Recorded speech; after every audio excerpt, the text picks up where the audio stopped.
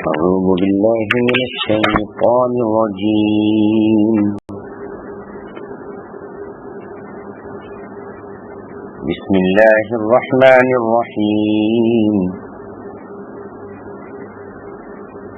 يريدون أن يطفئوا نور الله بأفواههم ويأبى الله إلا أن يتم نوره ولو كره الكافرون. هو الذي أرسل رسوله بالهدى ودين الحق ليظهره على الدين كله ولو كره المشركون. صدق الله مولانا العلي العظيم.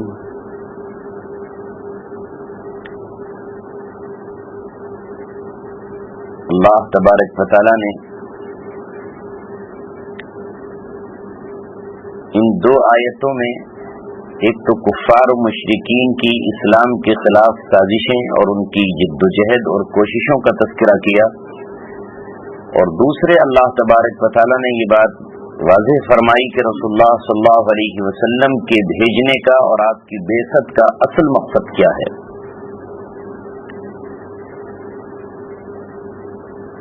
اللہ تبارک و تعالی نے ایک مثال سے سمجھایا کہ جس طرح کوئی شخص چراغ کو بجھانے کے لیے اپنے منہ کی پھونک کا استعمال کرتا ہے، اسی طرح اللہ تبارک و تعالی کے دشمن، وہ تمام لوگ اللہ تبارک و تعالی کے دشمنوں میں آتے ہیں جو اللہ تبارک و تعالی کو نہیں مانتے، سرے سے انکار کرتے ہوں وہ بھی، جو اللہ تبارک و تعالی کے پارٹنر شریک بناتے ہوں وہ بھی، اور جو اللہ تبارک و تعالیٰ کو تو مانتے ہوں لیکن اس کے رسولوں میں سے کسی ایک رسول کو بھی نہیں مانتے ہوں، وہ سب کے سب اسی فہرست میں آتے ہیں۔ اللہ تبارک و تعالیٰ فرماتا ہے یریدون ان یطفئوا نور اللہ بافواہہم، وہ چاہتے ہیں کہ اللہ تبارک و تعالیٰ کے نور کو اپنے منہ سے بجھا دیں، کیونکہ ہاتھ سے اگر چراغ بجھائے کوئی تو ایک دم نہیں بجھتا، چراغ کو یا تو منہ کے قریب کر لیا جائے تو بجھ جاتا ہے چونکہ ہوا تیز ہوتی ہے، یا منہ چراغ کے قریب کر دیا جائے تو وہ بجھ جاتا ہے۔ تو اللہ تبارک و تعالیٰ یہ فرما رہا ہے کہ ان لوگوں کا منشا اور ان کا ارادہ یہ ہے کہ اللہ تبارک و تعالیٰ نے جو نور دین اسلام اور شریعت مطہرہ بھیجی ہے، یہ اس کے نور کو مٹا دینا چاہتے ہیں، ختم کر دینا چاہتے ہیں، لیکن اللہ تبارک و تعالیٰ وَيَأْبَى اللَّهُ إِلَّا أَن يُتِمَّ نُورَهُ، لیکن اللہ تبارک و تعالیٰ نے بھی فیصلہ کر لیا ہے کہ وہ اپنے نور کو مکمل کر کے رہے گا، وَلَوْ كَرِهَ الْكَافِرُونَ، چاہے کافروں کو یہ ناگوار ہی کیوں نہ گزرے، وہ اسے کتنا ہی ناپسند کریں۔ لہذا آپ تاریخ اسلامی کا ہر دور دیکھیں گے تو تمام باطل طاقتیں اہل حق کے خلاف مجتمع اکٹھی اور نبرد آزما نظر آئیں گی، اور آخری دم تک ایلی چوٹی کا وہ زور لگائیں گی کہ کسی بھی صورت سے شریعت اسلام کا نور دنیا میں نہ پھیل جائے اور اس کی روشنی سے دنیا منور نہ ہو جائے۔ آپ صلی اللہ علیہ وسلم کی زندگی میں آپ دیکھیں تو آپ کو پوری طور سے اگر کوئی شخص سیرت پڑھے تو اسی بات نظر آئے گی، حالانکہ آپ صلی اللہ علیہ وسلم نے مکہ ہو یا مدینہ کسی کے ساتھ کوئی ظلم و ستم نہیں کیا۔ مکے کے 13 سال میں کوئی شخص یہ نہیں بتا سکتا کہ آپ نے کسی کو ستایا ہو یا کسی کو تکلیف دی ہو یا کسی کے خلاف ویسے کوئی بات کہی ہو، لیکن اس کے باوجود بار بار اجتماعات ہوتے رہے، سازشیں ہوتی نہیں، بہتان تراشے گئے، الزام لگائے گئے، تانے دیے گئے، یہاں تک کہ بائیکاٹ کیا گیا، اور اس کے باوجود بھی جب آپ کا حلقہ بڑھتا ہی چلا گیا اور لوگ اسلام کے حلقے میں داخل ہوتے رہے تو بالآخر انہوں نے آپ کے قتل کا یا آپ کو جلا وطن کر دینے کا فیصلہ کیا۔ آپ صلی اللہ علیہ وسلم ان کا ملک، ان کا وطن، ان کی سب کچھ چھوڑ چھاڑ کر نکل کھڑے ہوئے اور مدینہ منورہ پہنچ گئے، لیکن مدینہ منورہ میں بھی انہوں نے چین سے کہاں رہنے دیا، جبکہ اب ان پر کیا فرق پڑتا تھا؟ وہ 600 میل کے فاصلے پر مکہ میں رہتے ہیں اور رسول اللہ صلی اللہ علیہ وسلم اپنے چند ساتھیوں کے ساتھ پھٹے ٹوٹے حال میں مدینہ منورہ پہنچے ہیں، اور ابھی مدینہ منورہ ہی میں آپ صلی اللہ علیہ وسلم قیام پذیر ہیں کہ ابھی اس کی حدود سے باہر بھی نہیں نکلے ہیں، لیکن انہوں نے کہاں موقع ہاتھ سے جانے دیا کہ وہ جا کر مدینہ منورہ پہ حملہ آور ہوئے. آپ مشہور تمام جنگوں کو دیکھ لیں، وہ مدینے کی سرزمین پہ لڑی گئی، تو کون گیا چڑھائی کر کے؟ آپ صلی اللہ علیہ وسلم تو مکہ نہیں آئے، گویا کہ اہل مکہ ہی وہاں پر پہنچے، اور وہ لوگ ہجرت کرنے والوں کو ہجرت بھی نہیں کرنے دے رہے تھے. وہ نہیں چاہتے تھے کہ محمد رسول اللہ صلی اللہ علیہ وسلم کے قافلے میں ایک فرد کا بھی اضافہ ہو، بلکہ آپ اگر اور اس سے پہلے کی زندگی اٹھا کر دیکھیں تو جب آپ صلی اللہ علیہ وسلم کے کچھ اصحاب ظلم اور ستم کو برداشت نہ کر سکے تو آپ کے لیے ہجرت کی راہ کھلی، اور یہاں تک کہ آپ کے کچھ ساتھی حبشہ پہنچ گئے جو مکہ سے بہت دور ہے. حبشہ افریقہ کا ایک علاقہ ہے، تو کہاں افریقہ اور کہاں مکہ، کتنا طویل فاصلہ ہے.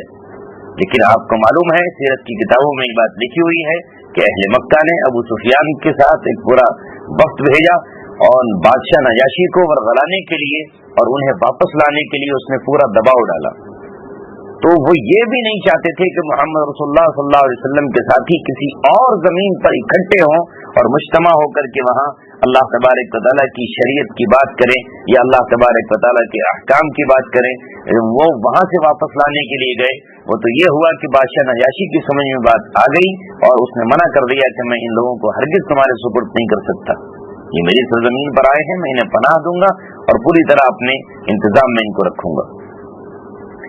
اسی سے آپ سمجھ لیں کہ ایک مرتبہ سعد بن معاذ رضی اللہ تعالیٰ عنہ جب ہجرت کر کے رسول اللہ صلی اللہ علیہ وسلم پہنچے ہیں تو وہ طواف کرنے کے لیے آئے. ان کو ایک شخص نے پناہ دے دی. ابو جہل نے سعد بن معاذ رضی اللہ تعالیٰ عنہ سے کہا کہ اگر فلاں شخص نے تجھے پناہ نہیں دی ہوتی تو میں تجھے ابھی قتل کر دیتا. یعنی تمہیں اتنی جرأت کہ تم ہمارے دشمن کو پناہ بھی دو اور اس کے بعد پھر مکے میں طواف کرنے کے لیے بھی آؤ. تو سعد بن معاذ رضی اللہ تعالیٰ عنہ نے کہا کہ مجھے قتل کر کے دیکھ، میری قوم تیرے راستے بند کر دے گی اور تم ملک شام اور یمن جانا بھول جاؤ گے اور تمہاری تجارت کی شہرت کاٹ دی جائے گی، تو مجھے تنہا اور اکیلا سمجھ رہا ہے. تو انہوں نے مکمل کوشش کی کہ کسی بھی طرح سے اللہ تبارک و تعالی اور اس کے رسول صلی اللہ علیہ وسلم کا راستہ روک دیا جائے. اسی کو اللہ تعالیٰ فرماتا ہے یریدون ان یطفئوا نور اللہ بافواہہم، وہ چاہتے ہیں کہ اللہ تبارک و تعالیٰ کے نور کو اپنی پھوکوں سے بجھا دے. وَيَأْبَى اللَّهُ، لیکن اللہ تبارک و تعالیٰ انکار کرتا ہے، اللہ تبارک و تعالیٰ فیصلہ کر رہا ہے الا ان یتم نورہ، مگر یہ کہ اللہ تعالیٰ اپنے نور کو پورا کر کے رہے گا. وَلَوْ كَرِهَ الْكَافِرُونَ، چاہے کافر کتنا ہی اس کو ناگوار سمجھے، کتنا ہی ان کو مشکل گزرے. اور نتیجہ وہی ہوا کہ وہ جنگوں پر جنگیں کرتے رہے. ہر جنگ میں سمجھتے تھے کہ اب فتح یاب ہوئے، لیکن شکست ان کے مقدر میں آئی. بدر میں نکلے تو ہار کر آئے، احد میں پہنچے تو برابر سرابر میں معاملہ چھوٹا، نہ ان کا کچھ بگڑا نہ ان کا کچھ بگڑ پایا. اور جب احزاب میں گئے تو حوصلے ٹوٹ چکے تھے اور اس کے بعد ہمت نہیں تھی کہ اب رسول اللہ صلی اللہ علیہ وسلم کے قدموں کو وہ روک سکتے.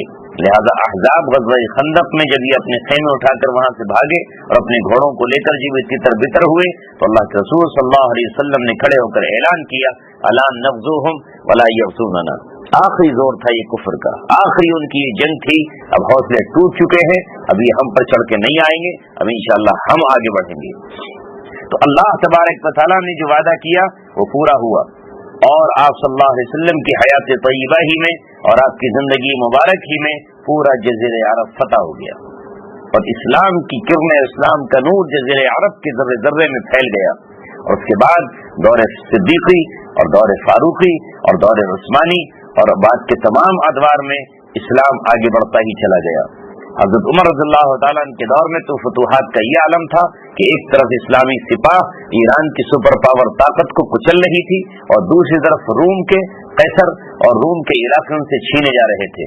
ایک طرف ایران کی طرف فوجیں بڑھ رہی ہیں اور دوسری طرف ملک شام اور فلسطین کی طرف آگے بڑھ رہی ہیں. حضرت عمر رضی اللہ تعالیٰ عنہ کے 10 سالہ دور میں دنیا کے چوتھائی حصے پر اسلام کا پھریرا اور جھنڈا لہرا رہا تھا.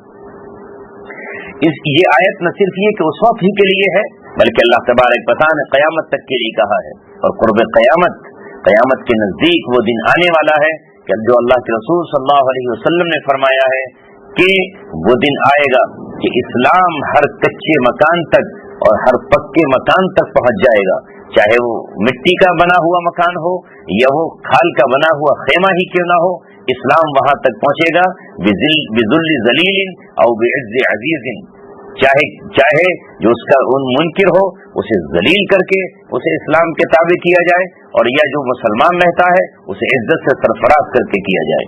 وہ وقت آئے گا کہ اسلام مشرق تا مغرب، جنوب تا شمال، دنیا کے کونے کونے میں پہنچے گا، اور کوئی گھر اور کوئی مکان نہیں بچے گا کہ اللہ تبارک و تعالیٰ کا دین اس میں داخل ہو جائے گا۔ یہ اس آیت میں اللہ تعالیٰ نے بیان فرمایا۔ یہاں پر تو لفظ ہے وَلَوْ كَرِهَ الْكَافِرُونَ، اور اسی طرح کے دوسری آیت ہے قرآن کریم میں اللہ تعالیٰ تقریباً 3 مقامات پر یہ بات بیان فرمائی ہے، وہاں ہے وَلَوْ كَرِهَ الْمُشْرِكُونَ، چاہے مشرکوں کو کتنا ہی ناگوار گزرے۔ لہذا جب بھی کبھی اللہ تبارک و تعالیٰ کے کسی نبی نے توحید کا نعرہ لگایا اور دعوت اسلام کو پیش کیا تو سارا باطل و کفر اکٹھا ہوا کہ کسی صورت سے اس کو مٹا دیا جائے، لیکن وہ مٹا نہیں سکے۔ تاریخ اسلام یہی بتاتی ہے کہ وہ خود مٹے اور ختم ہوئے۔ اگلی آیت میں اللہ تبارک و تعالیٰ بیان فرماتا ہے هو الذی ارسل رسولہ بالہدی، وہی ہے اللہ تبارک و تعالیٰ کی ذات کہ جس نے اپنے رسول کو بھیجا ہے بالہدی، ہدایت کے ساتھ، ودین الحق، اور دین حق لے کر۔ ایک ایک لفظ اس کا قابل غور ہے۔ ایک تو یہ کہ اللہ تبارک و تعالیٰ نے اپنے رسول کو بھیجا ہے، محمد صلی اللہ علیہ وسلم کی طرف اشارہ ہے کہ محمد رسول اللہ تبارک و تعالیٰ کے پیغمبر ہیں اور اللہ تبارک و تعالیٰ کی طرف سے ہدایت لے کر آئے ہیں۔ ہدایت نامہ قرآن ہے جو لفظوں کے ساتھ اور اپنے معنی کے ساتھ اور اپنے الفاظ و ترتیب کے ساتھ اترا ہے۔ پھر اس کی تشریحات نبی پاک صلی اللہ علیہ وسلم نے اپنی زبان مبارک سے کی ہیں، جس کو ہم احادیث کہتے ہیں۔ پھر اس کا عملی تطبیق آپ نے زمین پر کی ہے، جسے شریعت کا نفاذ کہتے ہیں۔ تو هو الذی ارسل رسولہ بالہدی، وہی ہے اللہ تعالیٰ جس نے اپنے رسول کو بھیجا ہے ہدایت کے ساتھ۔ اس لیے فرمایا ان ھذا القرآن یہدی للتی ہی اقوم، یہ قرآن کریم بے شک سب سے زیادہ سیدھا راستہ دکھانے والا ہے۔ اس کا ہر حکم بالکل سیدھا اور سچا ہے، جس میں تنگی نہیں ہے۔ اگر کوئی زمانہ یا کوئی قوم قرآن کریم پر عمل کرے تو دنیاوی زندگی امن و سکون کا نمونہ بن جائے اور فتنہ اور فساد زمین پہ باقی نہ ہو۔ زمین پر تبھی فتنہ اور فساد باقی ہوگا جب اللہ تبارک و تعالیٰ کی دی ہوئی ہدایت کے خلاف انسان عمل کرے گا۔ تو ظاہر ہے کہ جب مخالف سمت میں چلے گا تو پھر فتنہ اور فساد تو پھیلنا ہی پھیلنا ہے۔ بالہدی، ہدایت کے ساتھ۔ کہیں قرآن کریم کو کہا گیا ھدی للمتقین، یہ اللہ سے ڈرنے والوں کے لیے ہدایت ہے۔ کہیں فرمایا گیا ھدی للناس، یہ اس میں تمام انسانیت کے لیے ہدایت ہے۔ ہدایت کے معنی ہوتے ہیں گائیڈ لائن، رہنمائی، کہ آپ کو کیسے چلنا ہے، زندگی کیسے گزارنا ہے۔ لہذا قرآن کریم اور ہدایت کے ساتھ اللہ تبارک و تعالیٰ نے بھیجا ہے کہ اب آپ اپنی زندگی کیسے گزاریں گے، آپ کی معیشت کیسی ہو، آپ کی تجارت کن اصولوں پر ہو۔ وہ کون سے اصول ہیں جن پہ تجارت اگر کی جائے گی تو دنیا میں تجارتی اور مالی فساد نہیں ہوگا۔ آپ کی عبادت کیسے ہو، تو یہ سب اللہ تبارک و تعالیٰ نے قرآن کریم کے ذریعے بھیجا۔ لہذا رسول اللہ صلی اللہ علیہ وسلم تشریف لائے اور آپ نے آ کر فرمایا الاسلام یہدم ما کان قبلہ، اسلام نے اپنے سے پہلے تمام چیزوں کو ڈھا دیا، ختم ہو گئی ہیں پچھلی چیزیں۔ اب وہ ہے صحیح جو قرآن کہہ رہا ہے، اب وہ ہے صحیح جو رسول اللہ صلی اللہ علیہ وسلم بتا رہے ہیں۔ اب عبادت ویسے ہی کی جائے گی جیسے نبی پاک صلی اللہ علیہ وسلم نے بتایا ہے۔ انسانوں نے جو طریقے تراش لیے ہیں یا انسانوں نے جو دستور بنا لیے ہیں وہ بالکل غلط ہے۔ دوسری بات کہی وہ دین حق، اور آپ کو اللہ تبارک و تعالیٰ نے بھیجا ہے اپنے رسول کو دین حق لے کر۔ اور دین حق کیا ہے؟ ان الدین عند اللہ الاسلام، اللہ کے نزدیک دین تو اسلام ہی ہے۔ ان الدین عند اللہ الاسلام، اللہ تعالیٰ کے نزدیک دین تو اسلام ہی ہے۔ اسلام کے علاوہ باقی تمام دین جو آج موجود ہوں، چاہے وہ اپنے آپ کو حق ہونے کا دعویٰ کر رہے ہوں، وہ حق نہیں ہے بلکہ وہ باطل ہے. دین حق تو ایک ہی ہے. نبی پاک صلی اللہ علیہ وسلم نے ایک دن لکیریں کھینچی، ایک بالکل سیدھی لکیر کھینچی اور کچھ دوسری ٹیڑھی آپ نے لکیریں کھینچی. آپ نے فرمایا کہ یہ سیدھی لکیر یہ ہے اسلام کا راستہ، اور جتنی یہ ٹیڑھی ہے یہ سب باطل ہے اور دوسری طرف جا رہی ہیں. تو اللہ کے رسول صلی اللہ علیہ وسلم کے سلسلے میں اللہ تعالیٰ فرماتا ہے کہ وہ دین حق لے کر آئے ہیں. تو معلوم ہوا کہ اسلام ہی دین حق ہے، چاہے دنیا کتنے ہی دعویٰ کرے. اور لوگ عام طور سے یہی سمجھتے ہیں، باطل دین والے بھی یہی کہتے ہیں کہ ہم حق پر ہیں. اس کے بعد اللہ تبارک و تعالیٰ نے آگے آپ کے بھیجنے کی وجہ بیان فرمائی کہ کیوں اللہ تعالیٰ نے آپ کو بھیجا ہے. لِيُظْهِرَهُ عَلَى الدِّينِ كُلِّهِ، تاکہ وہ اس دین کو تمام دینوں پر غالب کر دے. یہ بھی ترجمہ کیا ہے علماء نے کہ تمام دینوں پر اللہ تبارک و تعالیٰ اس کو غالب کر دے، دین اسلام کو. اور دوسرا ترجمہ کیا ہے کہ پورے دین کو، علی الدین کلہ، یعنی کل کے کل دین کو، پورے کے پورے دین کو اللہ تبارک و تعالیٰ غالب کر دے. یہاں سے یہ اللہ تعالیٰ بتانا چاہتا ہے کہ دین اسلام عاجزی کرنے کے لیے نہیں آیا، التماس کرنے کے لیے نہیں آیا، بلکہ وہ اس لیے آیا ہے کہ اس کا غلبہ ہو اور وہ قاہرانہ شان سے رہ رہا ہو. اور باقی تمام دین اگر دوسرے لوگ رہیں بھی تو وہ شان و شوکت کے ساتھ نہ رہیں، وہ علویت کے ساتھ نہ رہیں، وہ مغلوب ہو کر کے رہیں. لِيُظْهِرَهُ عَلَى الدِّينِ كُلِّهِ، دونوں طرح سے آپ ترجمہ کر لیں. اگر یہ ترجمہ کریں کہ تمام دینوں پر غالب کرنے کے لیے، تو جتنے بھی دین ہیں جزیرے عرب میں تو ایک ہی دین رہے گا، پچھلی تشریحات آ چکی ہیں. باقی دنیا میں اسلام غالب رہے گا، اور باقی جو اگر دوسرے لوگ اپنے دین پر رہنا چاہتے ہیں تو وہ عزت کے ساتھ نہیں رہیں گے، وہ سربراہی ان کو حاصل نہیں ہوگی، بلکہ وہ جزیہ دیں گے. پیچھے آیت گزر چکی ہے کہ اہل کتاب کو اجازت، اہل کتاب سے جنگ کرنے کے لیے کہا گیا، اور اس وقت تک ان سے جنگ کی جائے گی جب تک کہ ان کی طاقت ٹوٹ جائے اور وہ سر جھکا کر اور وہ ہتھیار ڈال کر یہ کہیں کہ ہم جزیہ دینے کے لیے تیار ہیں. تو اللہ تبارک و تعالیٰ نے فرمایا کہ رسول اللہ صلی اللہ علیہ وسلم کی بعثت کا مقصد یہ ہے کہ وہ دین کہ اللہ تعالیٰ ان کے ذریعے سے اس دین کو غالب کر دے. اگر ہم دوسرا ترجمہ کریں علی الدین کلی، تو پھر پورے دین کو غالب کرے. دین صرف نماز کا نام نہیں ہے، نماز تو صرف ایک ستون ہے، روزہ دوسرا ستون ہے، حج تیسرا ستون ہے، اور زکوٰۃ چوتھا کا ستون ہے دین کا. مکمل دین نہیں ہے.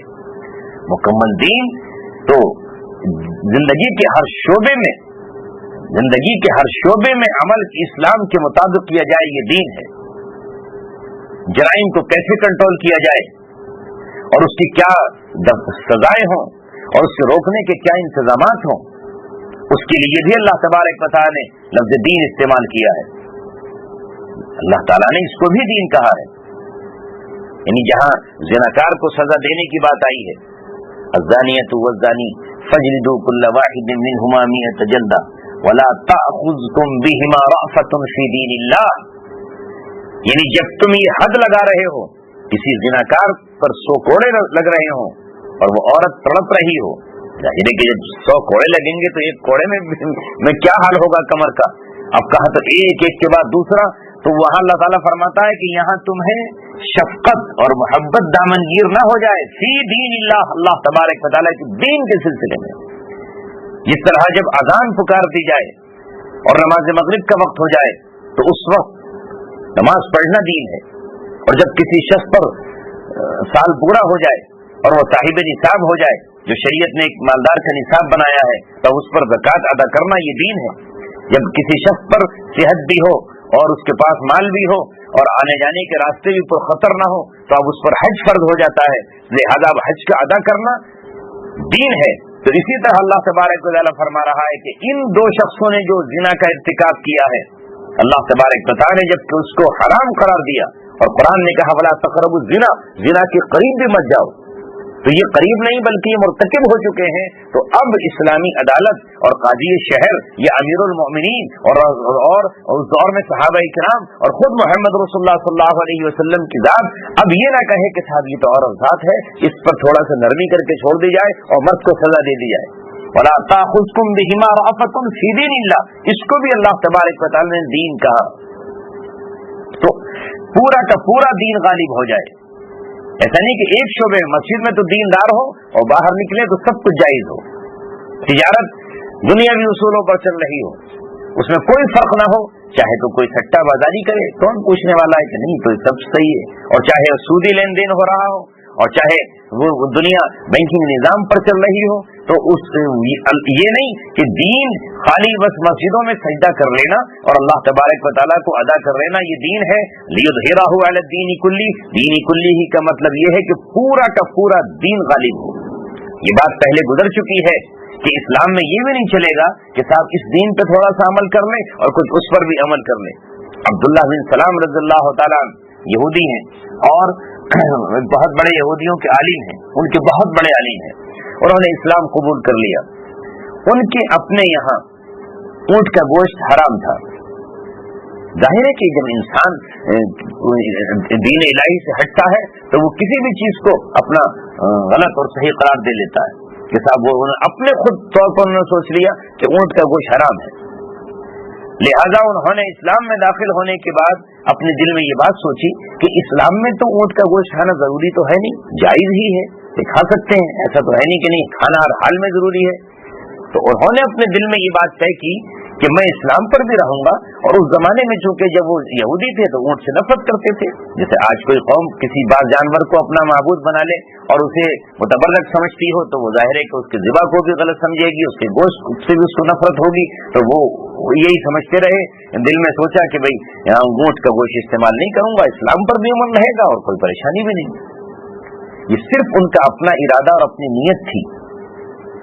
اس ارادے پر اللہ تبارک و تعالیٰ نے قرآن اتارا اور حکم دیا، اور ان بنیاد وہ بنے لیکن حکم تمام اہل ایمان کو دیا گیا، یا ایھا الذین آمنوا ادخلوا فی السلم کافہ، اے ایمان والو اسلام میں پورے کے پورے داخل ہو جاؤ۔ دونوں ترجمے اس کے بھی اس آیت کی طرح، پورے اسلام میں داخل ہو جاؤ، یہ نہیں کہ آدھا اسلام اختیار کر لو، یا دوسرا ترجمہ یہ ہے کہ تم پورے داخل ہو اسلام میں، دل، دماغ، نظریں، کان، ہاتھ، پیر سب پورے تمہارے اسلام میں داخل ہوں، یہ نہیں کہ سر تو جھکا دیا۔ سرت نے کہہ بھی دیا لا الہ تو کیا حاصل، دل و نگاہ مسلمان نہیں تو کچھ بھی نہیں۔ تو اس طرح ان کو حکم دیا، اور اللہ کے رسول صلی اللہ علیہ وسلم نے ان کو بلا کر کہا کہ تم نے یہ ارادہ کیا تھا؟ کہا میں نے تو یہ ارادہ کیا تھا کہ تمہارے سلسلے میں یہ آیت آئی ہے، اور پھر وہ حکم قیامت تک کے لیے بن گئے۔ تو اسی طرح اللہ تبارک و تعالیٰ نے یہاں فرمایا کہ محمد رسول اللہ صلی اللہ علیہ وسلم کی بعثت کا مقصد یہ نہیں کہ آپ کسی کونے میں بیٹھ کر عبادت کر لیں، یا آپ چند بیواؤں کی کفالت کر لیں، یا آپ چند یتیموں کی پرورش کر لیں، یا آپ عبادات میں طاقت کشی کر لیں، یا آپ چلہ کشی کر لیں، یا آپ دنیا کو چھوڑ کر نکل جائیں، بلکہ آپ کی بعثت کا مقصد یہ ہے کہ آپ کا پورا دین غالب ہو اور سارے دین اس کے سامنے مغلوب ہو جائیں۔ اس لیے نبی پاک صلی اللہ علیہ وسلم نے ہجرت کی اور اسی کے لیے جنگیں ہوئیں، اور جنگیں آپ نے اپنے نفس اپنی خواہش سے نہیں کی بلکہ اللہ تبارک و تعالیٰ کا حکم آیا، وقاتل فی سبیل اللہ، اللہ تبارک و تعالیٰ کے راستے میں آپ قتال کیجیے۔ اور جب صحابہ کرام نے اس میں ذرا پسو پیش کی تو اللہ تعالیٰ نے کہا لا تکلف الا نفسک، آپ اپنی ذات پر مکلف ہیں، یہ نہیں جاتے مت جائیں۔ آپ تفسیریں اٹھا کر دیکھ لیں، شبیر عثمانی علیہ الرحمٰن نے تفسیر شبیر عثمانی میں لکھا ہوا ہے کہ آیت کے اترنے کے بعد جب اللہ نے کہا تکلف الا نفسک، آپ تو اپنی ذات کے مکلف ہیں، تو آپ نے ارادہ کر لیا کہ اگر کوئی بھی نہیں جائے گا تو میں تنہا نکلوں گا۔ کیوں؟ تاکہ ان کا زور، ان کی طاقت کو توڑا جائے۔ وَلَوْ كَرِهَ الْمُشْرِكُونَ، یا اور چاہے مشرکوں کو یہ کتنا ہی ناگوار گزرے، انہیں تو ناگوار گزر رہا تھا، وہ تو کمپرومائز کی باتیں لے کر آ رہے تھے، انہوں نے تو لا کر کمپرومائز کا فارمولہ رکھ دیا تھا مکے میں۔ ولید بن مغیرہ نے آ کر آپ سے بار بار کہا تھا کہ بھئی کوئی صلح کا پہلو نکال لیں، اور کچھ تم دبو اور کچھ ہم دبیں، کچھ آپ نرم ہو جاؤ کچھ ہم نرم ہو جائیں، اور راستہ نکل آئے گا۔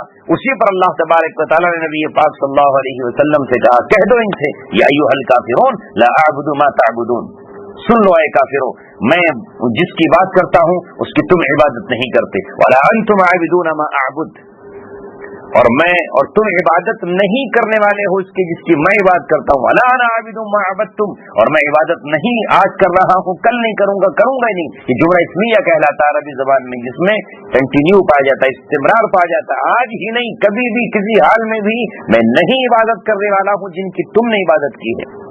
ولا انا عابد ما عبدتم ولا انتم عابدون ما اعبد، یعنی بار بار تکرار کرائی جا رہی ہے، بار بار کہا جا رہا ہے. لکم دینکم ولی دین، تمہارے لیے، یہ دین کے معنی ہے بدلہ، تمہارے لیے تمہارا جزا، تمہارے لیے تمہارا بدلہ ہے، میرے لیے میرا بدلہ ہے.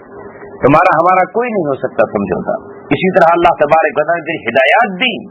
ودو لو تدہنوا فیدہنون، یہ چاہتے ہیں کہ آپ بھی تھوڑا نرم پڑ جائیں اور یہ بھی نرم پڑ جائیں.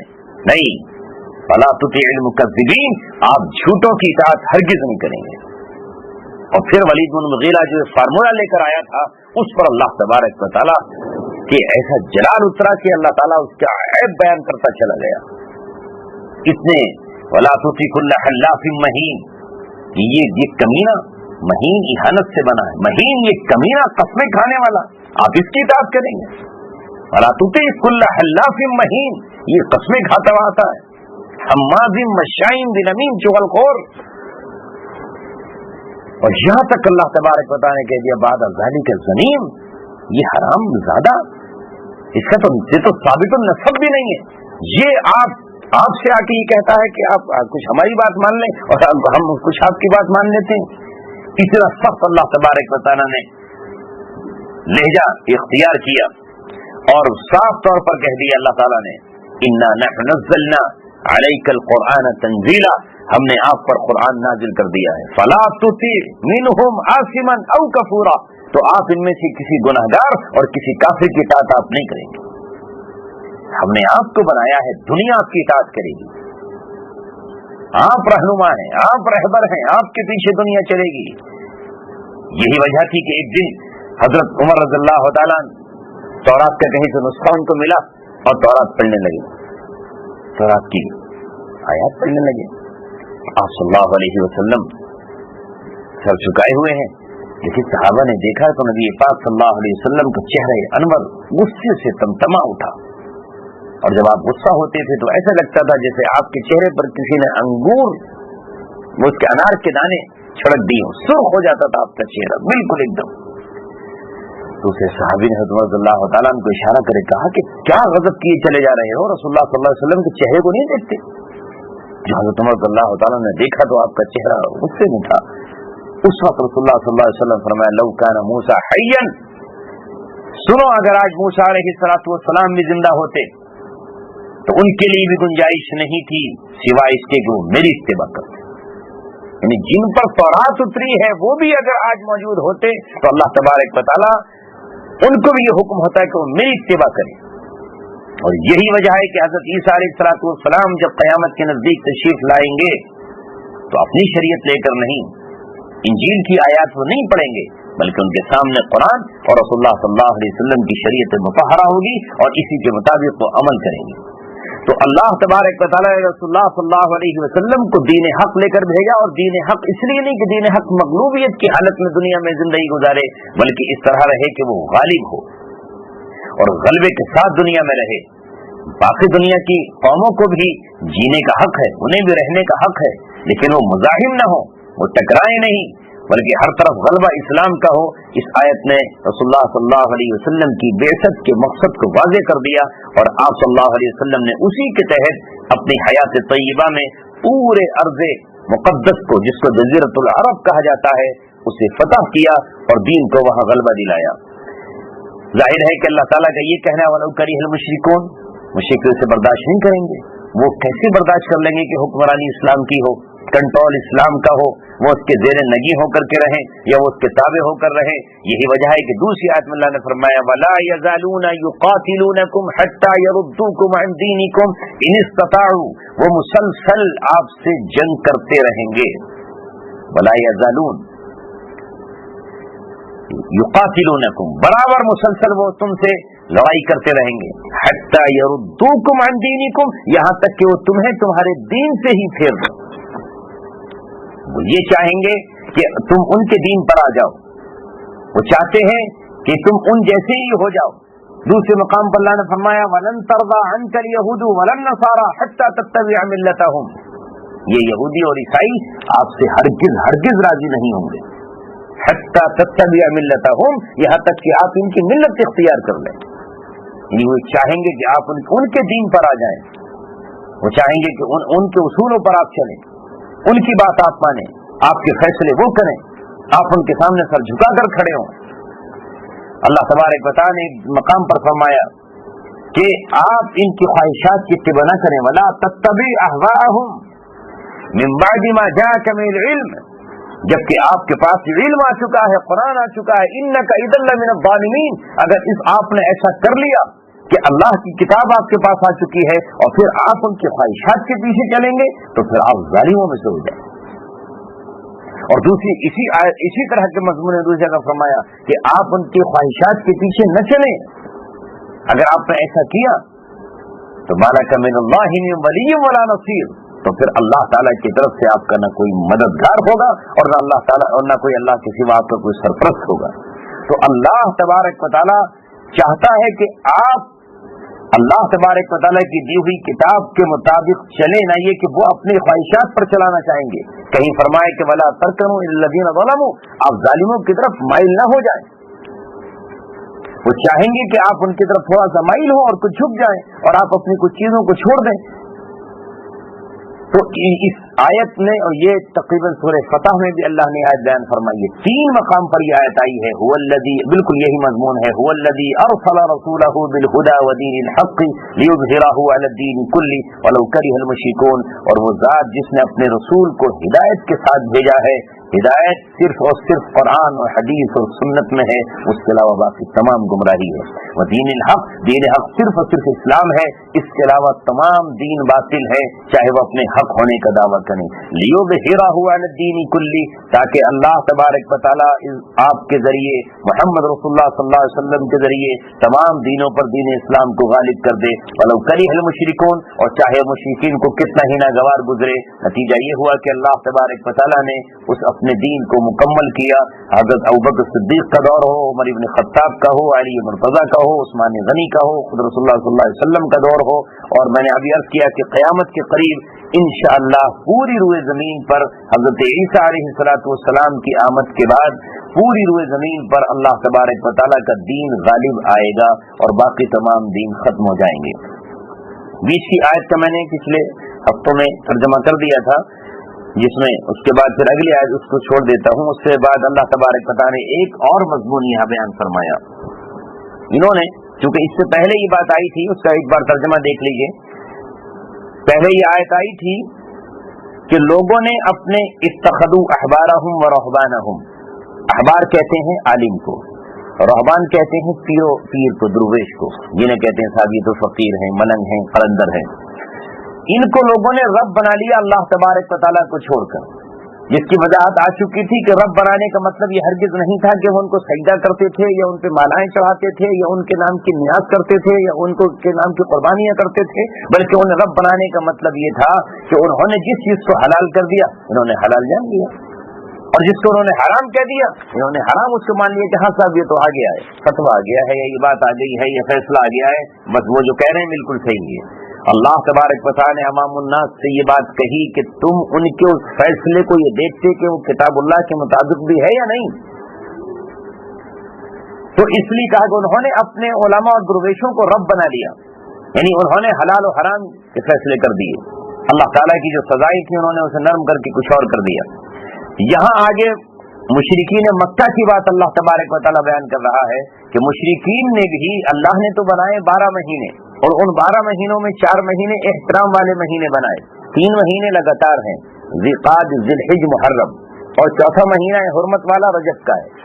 حضرت ابراہیم علیہ السلام کے زمانے سے آپ صلی اللہ علیہ وسلم کی بعثت تک ان 4 مہینوں میں جنگ کرنا، قتال کرنا ممنوع تھا. یہ احترام والے مہینے کہلاتے تھے.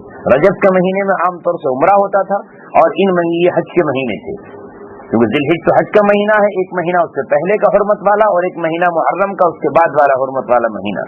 لیکن انہوں نے عربوں نے کیا کیا, مشرکین نے کیا کیا, اپنے منشا کے مطابق انہوں نے جب دیکھا کہ کسی قبیلے سے ہماری جنگ چل رہی ہے اور اچانک حرمت والا مہینہ آ گیا, تو اس سے بدلہ لینے کے لیے, قتل کرنے کے لیے اعلان کر دیا کہ نہیں, اس سال جو ہے وہ سفر کا مہینہ جو ہے وہ محرم کا کہلائے گا, اور محرم میں بھی جنگ شروع کر دی. تو اس طرح اپنے منشا کے مطابق, یا کبھی انہوں نے جو مہینہ حرمت والا نہیں تھا اسے حرمت والا کہہ دیا, یا جو حرمت والا تھا اس کی حرمت ختم کر دی. ان کے قبیلے کے سردار نے اعلان کر دیا کہ اس سال جو ہے وہ نہیں, ذی القعدہ جو ہے وہ اس کا مہینہ نہیں ہے. تو اس طرح وہ اس کو بدل دیا کرتے تھے. کسی کے مہینے کو انہوں نے تبدیل کر دیا, رجب کے مہینے کو کچھ اور کہہ دیا کہ نہیں یہ اکرام والا مہینہ نہیں ہے, اس سے اگلا والا اکرام والا مہینہ ہوگا, اس سے پچھلے والا اکرام والا مہینہ ہوگا. تو اللہ تبارک و تعالی نے یہاں یہ بات کہی کہ یہ کفر ہے. اللہ تبارک و تعالی نے جن مہینوں کو احترام والا قرار دیا ہے وہی احترام والے ہیں. اب اس کے اعتبار سے وہ کبھی کبھی حج کو بدل دیتے تھے, اسے کبیسہ کہا جاتا تھا. یعنی انہوں نے حج کے قمری چاند کے حساب سے حج کے بجائے اسے سورج کے حساب سے بنا لیا اپنی سہولت کے لیے, کیونکہ اگر چاند کے حساب سے حج کرتے تو حج کا مہینہ کبھی سردی میں آتا کبھی گرمی میں آتا, تو انہوں نے ایک فکس کر دیا کہ بس اس مہینے میں ہوگا, اس کو کبیسہ کہتے تھے. لہذا 33 سال میں حج, 33 سال تک حج جو ہوتا وہ ان تاریخوں میں ہوتا ہی جو حج کی تاریخ ہے. 34ویں سال میں جا کر کے پھر وہ حج ہوتا تھا اصلی, اب ان دنوں میں جو حج کے ایام تھے. یہی وجہ ہے کہ نبی پاک صلی اللہ علیہ وسلم نے جس سال حجۃ الوداع فرمایا ہے, آپ نے جو حج کیا ہے وہ عربوں کے یہاں بھی حج کا مہینہ تھا اور شرعاً بھی حج کا مہینہ تھا. اس لیے آپ نے فرمایا کہ قد استدار, کہ ان الزمانہ قد استدار کہیئتہ یوم خلق السماوات والارض, آج زمانہ گھوم کر اپنی اس حالت پہ آ گیا ہے جس حالت پر اس کو اللہ تبارک و تعالی نے آسمان و زمین کو پیدا کیا. تو اللہ رب العزت یہاں یہ بیان فرما رہا ہے کہ جیسے ان کے علماء کو اور ان کے درویش کو کسی حرام کو حلال کرنے کا حق نہیں, اسی طرح قریش مکہ کو بھی حرام کو حلال کرنے کا حق نہیں. اور یہ خالی معمولی معاملہ نہیں ہے بلکہ یہ کفر میں مزید اور زیادتی ہے. یہ بات اللہ نے بیان کی, ان عدت الشہور عند اللہ 12 شہرا فی کتاب اللہ, بے شک اللہ تبارک و تعالیٰ کے نزدیک مہینے تو 12 ہی مہینے ہیں. 12 ہی مہینے ہیں فی کتاب اللہ, اللہ تبارک و تعالیٰ کے قانون میں, یا اللہ تبارک و تعالیٰ کی کتاب میں. یوم خلق السماوات والارض, جس دن سے اللہ نے زمین و آسمانوں کو بنایا ہے. منہا 4 حرم, ان میں 4 مہینے حرمت والے ہیں. ذالک الدین القیم, یہی دین صحیح ہے یا یہی صحیح حساب ہے جو اللہ تبارک و تعالیٰ فرما رہا ہے. فلا تظلموا فیہن انفسکم, تو ان مہینوں کے سلسلے میں اپنی جانوں پہ ظلم نہ کرو, کیونکہ اگر تم ان کو آگے پیچھے کرو گے اپنی منشا کے مطابق, کبھی انہیں تجارت کرنی ہوتی تو اس طرح کر لیتے, کبھی حج کو آگے پیچھے کرنا ہوتا تو اس طرح کر لیتے. اس کے بعد اللہ تبارک و تعالیٰ نے ایک اور حکم دیا. یہ حکم پچھلی امتوں میں تھا کہ اب حرمت والے مہینوں میں جنگ نہیں کریں گے, لیکن محمد رسول اللہ صلی اللہ علیہ وسلم کو اب حکم مل گیا کہ اب حرمت والے مہینوں میں بھی آپ جنگ کر سکتے ہیں. اس آیت سے وقاتل المشرکین کافۃ کما یقاتلونکم کافۃ, وہ یہ حرمت ختم ہو گئی ہے. اب اسلامی جنگ ان 4 مہینوں میں بھی ہو سکتی ہے. لہذا رسول اللہ صلی اللہ علیہ وسلم نے جو طائف کا محاصرہ کیا فتح مکہ کے بعد, مکہ رمضان میں فتح ہوا, اس کے بعد آپ صلی اللہ علیہ وسلم نے جو طائف کو گھیرا ہے تو وہ ذی القعدہ کا مہینہ تھا جو حرمت والا مہینہ ہے, اور 40 دن مسلسل نبی پاک صلی اللہ علیہ وسلم نے ان کے قلعے کا گھیراؤ رکھا. تو ثابت ہوا کہ آپ صلی اللہ علیہ وسلم اس آیت کے بعد اب وہ حرمت ختم ہو گئی جو پہلے تھی, اب حرمت والے مہینوں میں بھی جنگ ہو سکتی ہے. بعض علماء یہ بات کہتے ہیں کہ ان حرمت والے مہینوں میں مسلمانوں کو یہ چاہیے کہ وہ اپنی طرف سے شروعات نہ کریں, لیکن اگر دشمن شروعات کر دے تو پھر وہ ہاتھ پہ ہاتھ دھرے بھی نہ بیٹھے رہیں. اللہ تعالیٰ نے فرمایا الشہر الحرام بالشہر الحرام والحرمات قصاص, شہر حرام کے بدلے میں ہے. اگر وہ احترام نہیں کر رہے ان مہینوں کا تو ظاہر ہے کہ والحرمات قصاص, اور حرمتوں میں بھی بدلہ ہے. تو اگر وہ شروعات کرے تو اب تو مت دیکھو کہ صاحب رجب کے مہینے کے بعد ہم شروعات کریں گے, اب رجب کے مہینے میں بھی جنگ ہو سکتی ہے. اب لوگوں کو تو جو کہ معلوم نہیں ہے, لوگ کہتے ہیں صاحب رمضان میں بھی ہو رہی ہے, نہیں تو کیا کہتے ہیں رمضان میں بھی جنگ ہو رہی ہے. ارے بھائی رمضان میں ہی تو جنگیں ہوئی ہیں, 17 رمضان کو جو ہوئی غزوہ بدر. اب لوگوں کو معلوم نہیں ہے, اخبارات میں چھپ گیا کہ سامنے رمضان میں تو نہیں ہونی چاہیے. जो रमजान में भी हो चल रही है। रमजान ही में ग़ज़वा बद्र हुआ है और रमजान ही में फतेह मक्का हुआ है। 20 रमजान को मक्का फतह हुआ है और ग़ज़वा तबूक नबी पाक सल्लल्लाहु अलैहि वसल्लम रजब के महीने में निकले हैं, जो हरमत वाला महीना है। अब जब कुरान सामने ना हो, उसकी मालूमात ना हो, उसकी तफसीरों को देखा ना जाए, वो पढ़े नहीं, तो फिर तो आदमी सोचा ही तो रमजान का महीना तो एहतराम का महीना है, ये सोच के वो सोचता है। अल्लाह ताला फरमाता है कि अब वक़ातिल मुशरिकीन काफ़तन, मुशरिकीन से इकट्ठे लड़ो, काफ़ा पूरे के पूरे। काफी अब उर्दू में भी लफ्ज़ इस्तेमाल होता है, कमा युक़ातिलूनकुम काफ़ा, जैसे वो तुम्हारे साथ सबके सब लड़ रहे हैं। वो पूरा मोर्चा बना लेते हैं, सारा कुफ्र इकट्ठा हो जाता है, सब भूल जाते हैं इस बात को कि हमारा देवता कौन है और इनका कौन है, और इकट्ठे हो जाएंगे इस्लाम के खिलाफ। तो अल्लाह ताला मुसलमानों को हुक्म दे रहा है कि फिर तुम क्यों इकट्ठे नहीं होते, तुम भी उनके खिलाफ इकट्ठे हो। कमा युक़ातिलूनकुम काफ़ा, जिस तरह वो इकट्ठे होकर तुमसे लड़ रहे हैं, इसी तरह तुम भी इकट्ठे और मुज्तमा होकर उनसे लड़ो। इस आयत के बारे में हज़रत मौलाना इदरीस साहब लिखते हैं मारिफुल कुरान में कि इस आयत ने पिछली 70 आयतों को जिनमें क़िताल से रोका गया था मनसूख कर दिया, और ये कुरान करीम का अंदाज है और ये शरीयत मुतहरा है कि शरीयत ने मदीने मुनव्वरा में जाकर पिछली बात उन चीजों को जो पहले जायज थी उनको बात को नाजायज किया, और बात जो नाजायज थी उन्हें जायज कर दिया। यानी रसूलुल्लाह सल्लल्लाहु अलैहि वसल्लम की मदनी जिंदगी से मक्की जिंदगी के बाद अहकामात मनसूख हुए। जैसे शराब के सिलसिले में पहले वो जायज थी और मदीना में पहुंच करके वो नाजायज हो गई। पहले काफिरों से, उनकी औरतों से निकाह हलाल था, लेकिन मदीने मुनव्वरा में जब वो आयत आ गई कि कोई मोमिन का निकाह किसी मुशरिक और काफिरा से नहीं हो सकता, तो फिर वो मनसूख हो गई, वो पहला वाला हुक्म मनसूख हो गया।